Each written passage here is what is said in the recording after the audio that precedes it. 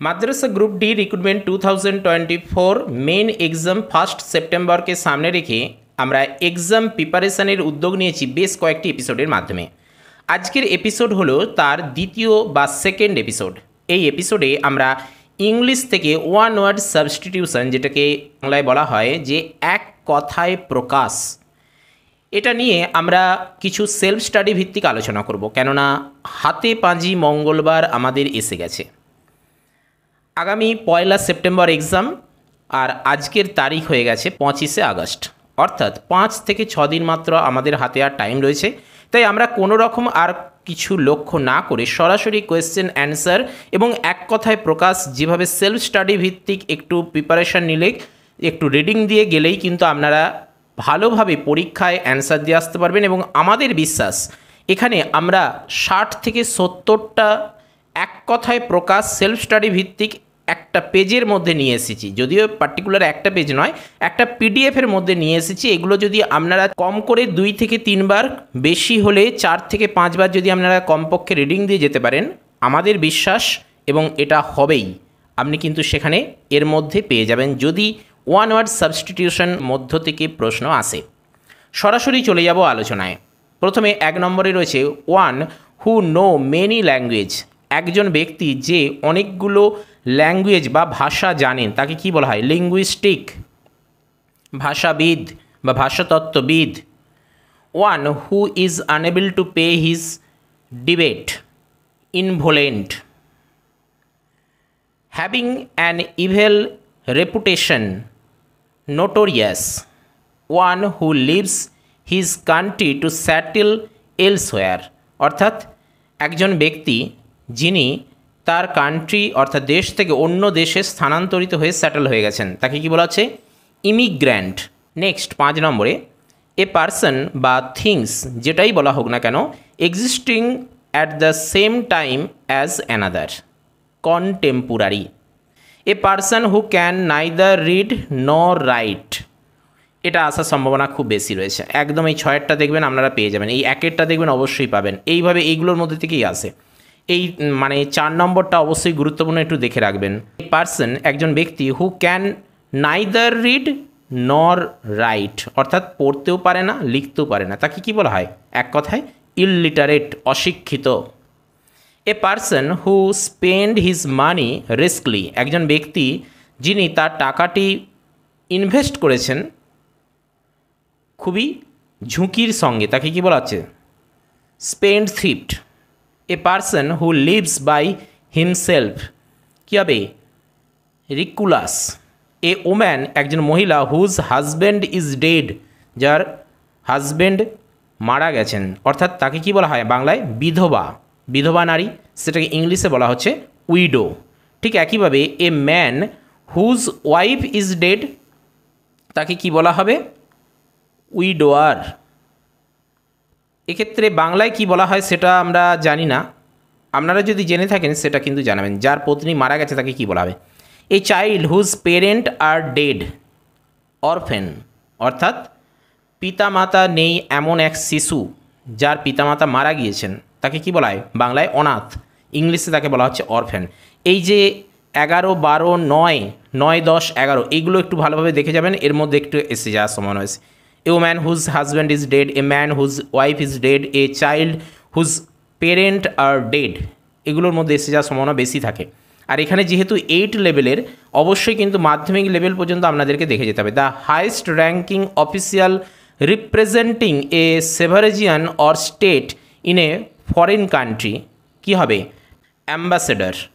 অর্থাৎ একজন উচ্চ র্যাঙ্কের official representing a sovereign state or country, অর্থাৎ কোনো রাজ্যে বা কোনো দেশের কাছে একজন যে দূত হিসেবে যায়, বা একজন কি রিপ্রেজেন্টিং, মানে বুঝতেই তো পারছেন, রিপ্রেজেন্টিং হিসেবে যাচ্ছে, তাকে কি বলা হয়? অ্যাম্বাসেডর। আমাদের ওয়েস্ট বেঙ্গলে অ্যাম্বাসেডারকে শাহরুখ খান, তাই তো। A person sent on a mission, যেটাকে বলছে ইউজুয়ালি অফিসিয়াল, মানে অফিসিয়ালভাবে যদি কোনো মিশনে যায় তাকে বলা হয় emissary. A person who is different to pleasure or pain, সেটাকে এক কথায় বলা হচ্ছে stoic. One who defend or is jealous about his country's freedom or right, একজন ব্যক্তি যে তার দেশের স্বাধীনতা, ফ্রিডম মানে স্বাধীনতা, এবং রাইট ন্যায্যতার জন্য যে তার জীবনকেও বাজি রাখতে পারে তাকে কী বলা হয়? প্যাট্রিয়ট, অর্থাৎ দেশপ্রেমী। One who make an eloquent public speech, একজন ব্যক্তি যিনি পাবলিক স্পিচ করছেন তাকে বলা হয় orator. One who abandons his religious faith, তাকে কী বলা হয়? অ্যাপোস্টি। নেক্সট পরের পেজে আমরা চলে যাব। সেলফ স্টাডি ভিত্তিক, একদম সাজেশান ভিত্তিক আমরা আলোচনা করছি। আপনারা যদি এগুলো আবারও বলছি, যদি একটু রিডিং দিয়ে যান 4 থেকে 5 বার, আপনারা কিন্তু এর মধ্যেই পেয়ে যাবেন। কোনো খুব বেশি টাফ কোয়েশ্চেন আসবে না, একদম সহজ প্রশ্ন আসবে 8 লেভেলের। এক্ষেত্রে আপনারা মাধ্যমিক লেভেল পর্যন্ত দেখে যান, এবং একদম সাজেশান ভিত্তিক যেগুলো গুরুত্বপূর্ণ সেগুলোই আমরা এখানে একদম সাজেশান ভিত্তিকের পাশাপাশি সেলফ স্টাডি ভিত্তিক নিয়ে চলে এসেছি। পরীক্ষা আর মাত্র কয়েকটা দিন পরে, এই মুহূর্তে আর কোনো রকম বোঝাবুঝির দরকার নেই। সরাসরি প্রশ্ন, সরাসরি উত্তর প্র্যাকটিস করে যান, ঝেড়ে রিডিং দিয়ে যান, আপনার জন্য সাকসেস অপেক্ষা করছে।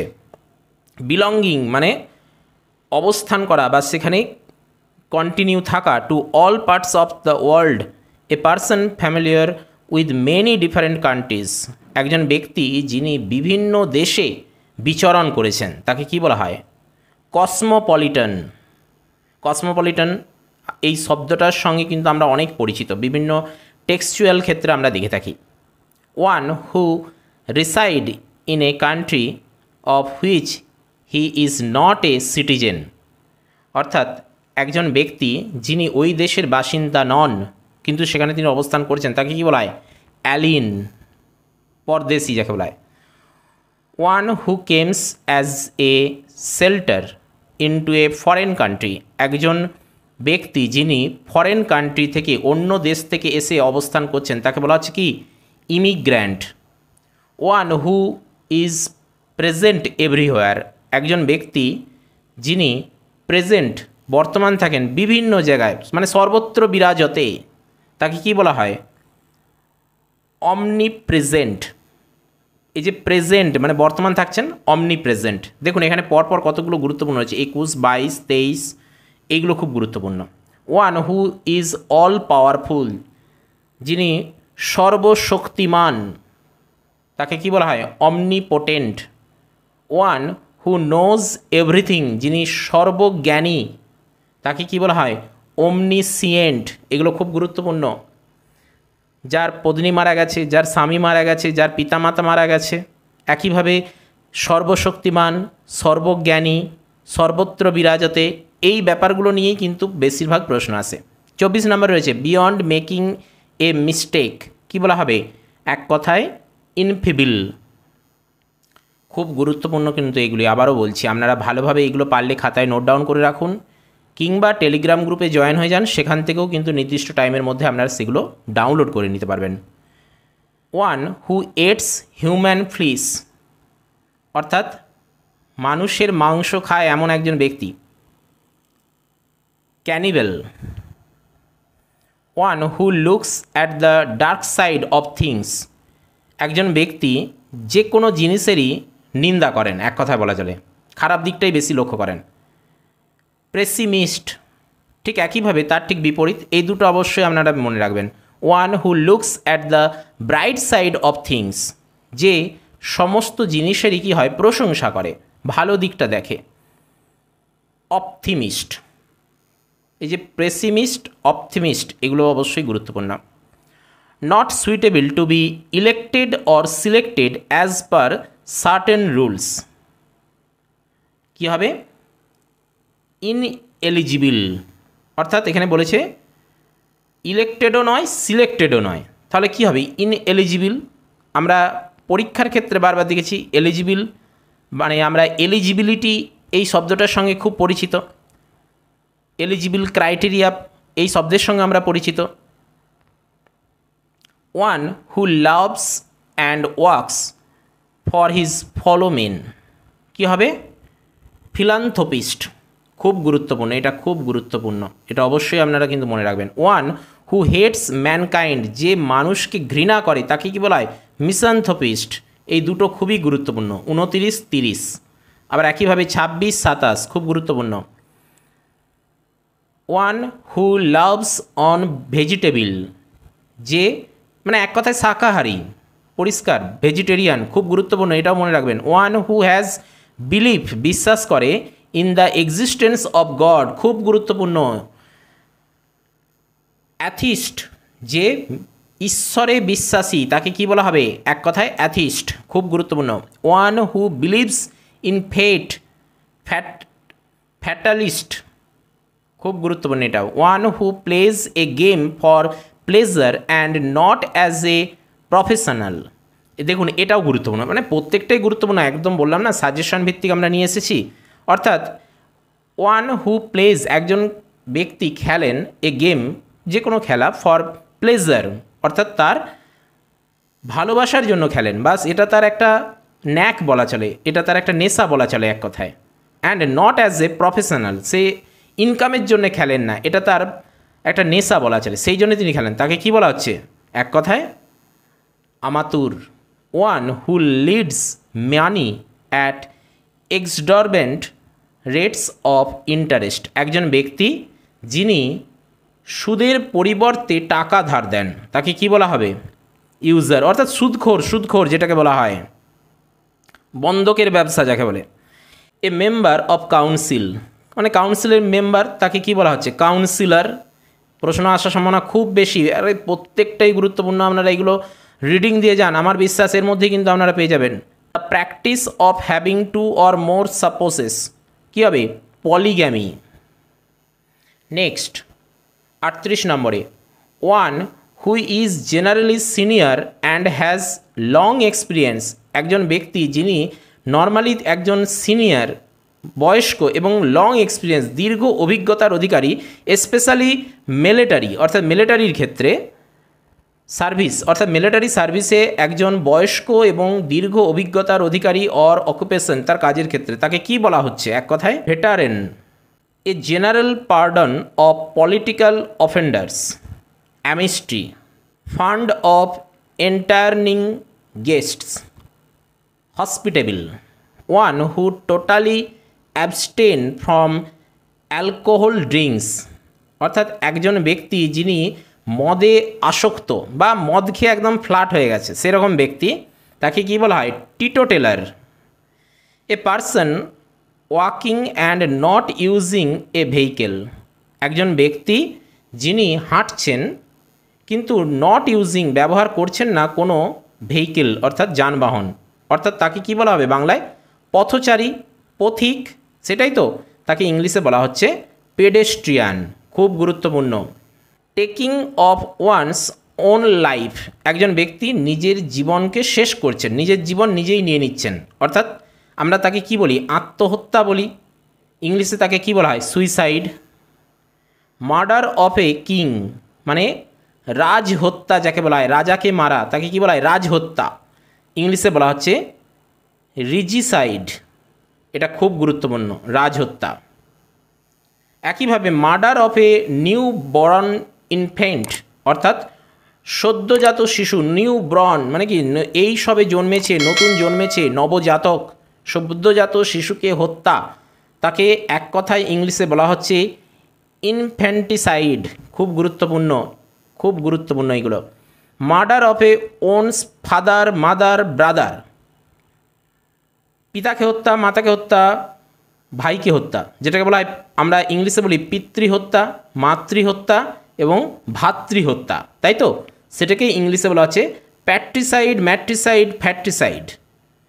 এখানে আসার সম্ভাবনা খুব বেশি রয়েছে। অবশ্যই আপনারা কিন্তু যদি কেউ চেনা পরিচিত থেকে থাকে, তাদের উপকারের জন্য এগুলো আপনারা কিন্তু তাদেরকে শেয়ার করুন। বিভিন্ন মাস্টারমশাই, দিদিমণিরা কিন্তু এগুলোকেই বারবার এগুলোকেই কিন্তু গুরুত্ব দিয়েছেন এবং পরীক্ষায় কিন্তু এগুলো বিগত দিনেও এসেছে, আগামী দিনেও আসবে।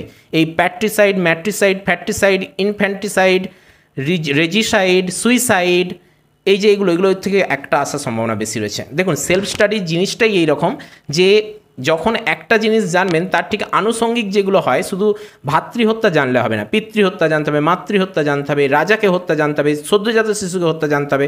ব্যাস, ওই জায়গা থেকে যদি কোনো প্রশ্ন তুলে আনতে চায় তাহলে কিন্তু আপনারা ওই ব্রাঞ্চটা যে আপনি জেনে রেখেছেন ওর মধ্যেই আপনি পেয়ে যাবেন। নাহলে আপনি ভাতৃহত্যা জেনে গেলেন, সেখানে পিতৃহত্যা এসে গেল, আপনি কী করবেন? সেই রকমভাবেই সাজিয়ে নিয়ে এসেছি। আর এই মুহূর্তে ঠিক সেইগুলোই নিয়ে এসেছি যেগুলো শেষ মুহূর্তে দেখে দেওয়া দরকার, সেইগুলোই কিন্তু এখানে রয়েছে। The killing of human beings, একজন সাধারণ মানুষকে হত্যা করা, তাকে কি বলা হয়? Homicide. Unlawful or morally unacceptable, তাকে কি বলা হয়? ইলিসিট।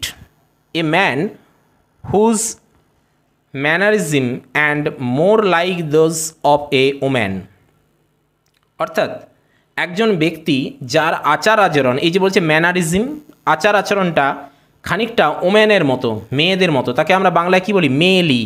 সেটাকে ইংলিশে বলা হচ্ছে ইফিমিনেট। সাবজেক্ট টু ডেথ, তাকে কি বলা হয়? মর্টাল, অর্থাৎ ম্যান ইজ মর্টাল। এই যে বলি টিট ফর ট্যাট, এটার সঙ্গে আমরা খুব জড়িত, এটার সঙ্গে আমরা খুব, এবার আমরা বারংবার বিভিন্ন কথাতেও বলে আসি মোরালিটি, এই যে মোরালিটি বা মোর্টাল, টিট ফর ট্যাট, যেমন কর্ম তেমন ফল, সেইটাকে ইংলিশে এক কথায় বলা হচ্ছে retaliation. A paper written by hand, একটা কাগজ যেটাতে হাতে লেখা হয়েছে, সেটাকে কি বলা হয়? ম্যানুস্ক্রিপ্ট, বাংলায় বলা হয় কি? পাণ্ডুলিপি। A language that is no longer in use, absolute. A place for a burial of dead bodies, একটি প্লেস, একটি জায়গা, একটি স্থান যেখানে বুরিয়াল কি হয়? পুঁতে দেওয়া হয়, অফ ডেড বডিজ, মৃতদেহকে, তাকে কী বলা হয়? কবরস্থান আমরা বলি, ইংলিশে সেটাকেই বলা হচ্ছে cemetery. Of one's own free will, অর্থাৎ একজন ব্যক্তি যিনি ফ্রিতে দায়িত্ব পালন করেন, তাকে কী বলা হয়? ভলেন্টিয়ার। এই যে আমরা বলি যে স্বেচ্ছাসেবক, এই যে ব্যাপারটা বলি। Method of sending message without the help of wires, মানে ওয়্যার মানে বলতে এখানে কী বোঝায়? তার। মেথড মানে প্রসেস বা পদ্ধতি, অফ সেন্ডিং মেসেজ, একটি মেসেজ পাঠানোর পদ্ধতি, without the help of wire, কোনো রকম তারের সংযোগ ছাড়াই, তাকে কী বলা আছে? Wireless or radio. প্রথম তো রেডিওটাই এসেছিল, অর্থাৎ ওয়্যারলেস যেটাকে বলা হয়। Animals which give birth to babies and feed them with their milk, অর্থাৎ পশু যারা তাদের সন্তানের জন্ম দেয়, যে সকল পশু তাদের সন্তানের জন্ম দেয়, অর্থাৎ ডিম পারে না, এবং যারা মায়ের দুধ খেয়ে বড় হয়, তাদেরকে কি বলা হয়? ম্যামেলস, অর্থাৎ স্তন্যপায়ী।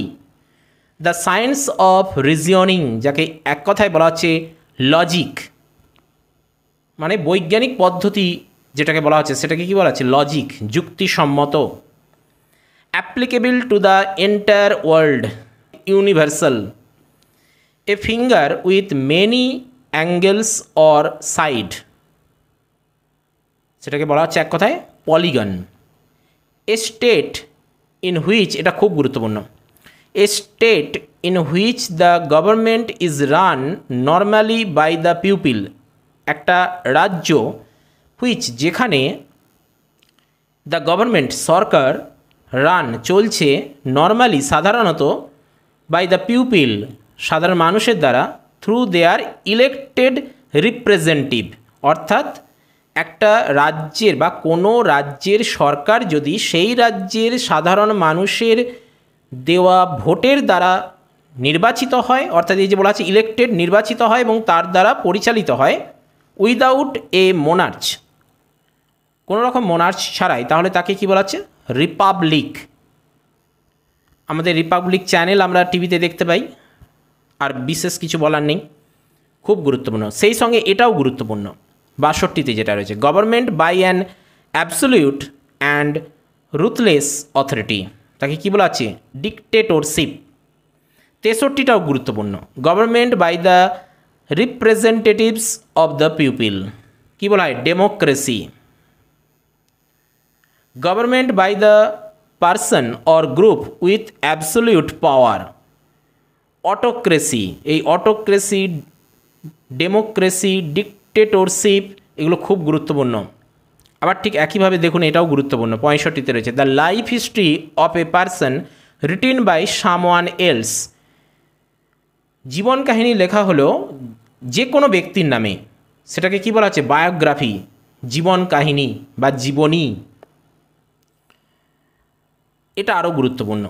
দ্য লাইফ হিস্ট্রি, জীবন কাহিনী বা of a person written by himself, কোনো ব্যক্তি নিজের জীবন কাহিনী লিখছেন তাকে বলা হচ্ছে অটোবায়োগ্রাফি। একজন অটোবায়োগ্রাফি লিখেছেন এমন একজন সাহিত্যিকের কথা বলুন, একজন বিখ্যাত ব্যক্তির নাম বলুন। আবার এরকম প্রশ্ন আসে, একজন বায়োগ্রাফি লিখেছেন এমন একজন বিখ্যাত ব্যক্তির নাম বলুন। অটোবায়োগ্রাফিটাই বেশি আসে, কেননা বায়োগ্রাফি কিন্তু যে কোনো ব্যক্তির নামে বলে দেওয়া যায়, কিন্তু অটোবায়োগ্রাফি নিজের জীবনের ভালো খারাপ সমস্ত কিছু দোষ গুণ করা খুব কঠিন কাজ। Conferred as an honours or performed without pay, সেটাকে বলা হচ্ছে হনোরারি। নেক্সট, কান্ট্রি টু ল, মানে দেশের আইন কানুন, যাকে বলা হয় illegal. A substance that kill germs, অর্থাৎ একটা বস্তু বা পদার্থ যেটা কিল হত্যা করে, নষ্ট করে দেয়, জার্মসকে অর্থাৎ জীবাণুকে, তাকে বলা হচ্ছে জার্মিসাইড। ঠিক একইভাবে এটাও জানতে হবে, এ সাবস্টেন্স দ্যাট কিলস ইনসেক্টস, বুঝতে পারছেন পতঙ্গের কথা বলা হচ্ছে ইনসেক্টস, এক কথায় তাকে বলা হচ্ছে ইনসেকটিসাইড। দেখুন খুবই ইন্টারেস্টিং, পড়তে গেলে কিন্তু আপনাদের ভালোই লাগবে এবং সেই সঙ্গে মনে রাখার ক্ষেত্রেও অনেক সুবিধা হবে, এবং সেই সঙ্গে এগুলো সাজেশান ভিত্তিক, সেলফ স্টাডি ভিত্তিক, খুবই গুরুত্বপূর্ণ পরীক্ষার জন্য। এগুলো যেমন একটু সহজ, একটু পড়লেই আপনাদের মনে থাকবে, ঠিক একইভাবে কিন্তু পরীক্ষার ক্ষেত্রেও এগুলো গুরুত্বপূর্ণ। আমরা টেলিগ্রাম গ্রুপে এগুলো পরপর দিয়ে দেবো, আপনাদের কোনো অসুবিধা নেই, আমরা সেখান থেকে সংগ্রহ করে নিতে পারবেন। 3 থেকে 4 বার, পারলে 5 বার রিং দিয়ে যান, ব্যাস, তাহলে আপনি পরীক্ষার সময় যদি এই টপিক থেকে প্রশ্ন আসে আপনারা কিন্তু সেখানে অবশ্যই করে আসতে পারবেন, আপনাদেরকে কোশ্চেন ছেড়ে আসতে হবে না। তো চলুন, আজকের এপিসোড কেমন লাগলো সেটা আপনারা কমেন্ট করে জানাতে পারেন। সেই সঙ্গে আপনারা কোন টপিকের ওপর ভিডিও চাইছেন বা এপিসোড চাইছেন বা ক্লাস চাইছেন সেটাও জানাতে পারলে ভালো হয়, এবং সেই সঙ্গে ভিডিওটি প্রয়োজনের সাথে পারলে শেয়ার করতে পারেন, তারাও যাতে এর দ্বারা উপকৃত হতে পারে। এবং চ্যানেলে নতুন এসে থাকলে কিংবা পুরনো ক্যান্ডিডেট এখনও পর্যন্ত সাবস্ক্রাইব করে না থাকলে অবশ্যই সাবস্ক্রাইব করে অল নোটিফিকেশানটি অন করতে পারেন, কেননা আপনাদের উৎসাহই আমাদের এগিয়ে চলার একমাত্র পাথেয়। তো চলুন, আজ আপাতত এই পর্যন্তই। নো মোর টুডে, দেখা হচ্ছে পরের এপিসোডে। জয় হিন্দ, বন্দে মাতরম।